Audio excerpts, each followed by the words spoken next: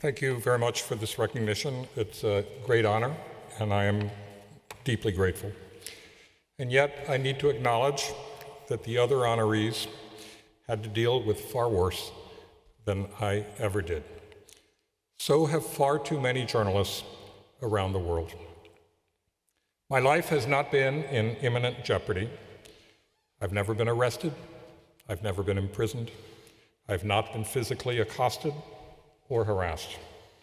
I've received many threats, but they were in the form of phone calls, emails, and regular mail. Some, according to the Washington Post security team, came from individuals with violent, even criminal backgrounds. But my colleagues at the Washington Post had to deal with far greater dangers. Of course, we had a president describing journalists as garbage and enemies of the people, and he regularly attacked the Washington Post.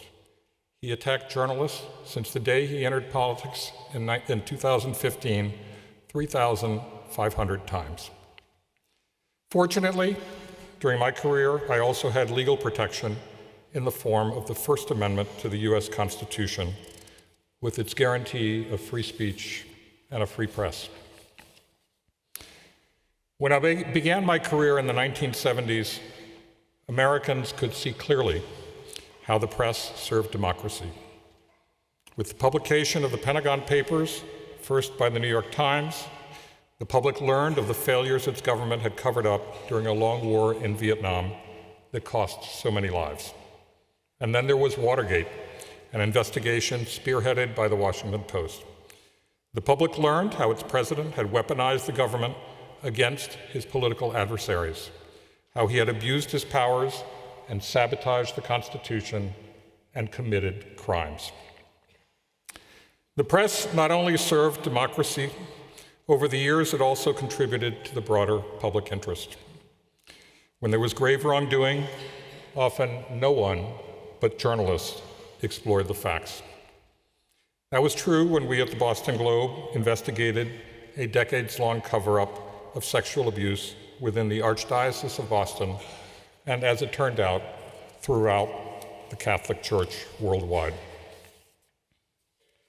Until a decade ago, I took for granted that we would always have a free press in the United States.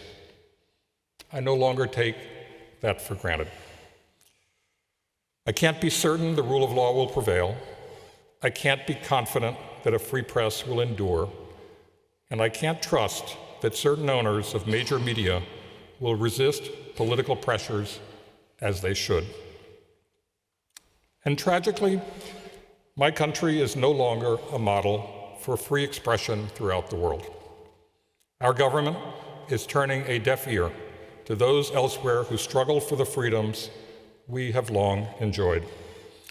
Independent journalists, democracy activists, and human rights advocates have lost vital American support, and that is a sign that we in the United States have lost our soul. Now, like many American journalists, I take inspiration from our colleagues in other countries who have confronted greater pressures than we. We see you as examples of the indomitable spirit that is needed to defend rights that are owed to any citizen anywhere.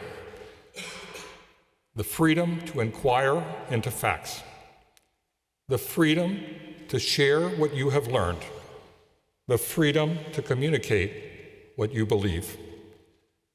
Those rights are simple. They are basic. They define human dignity and autonomy. My personal goal is to do everything I can to help secure those rights. So today, on my 71st birthday,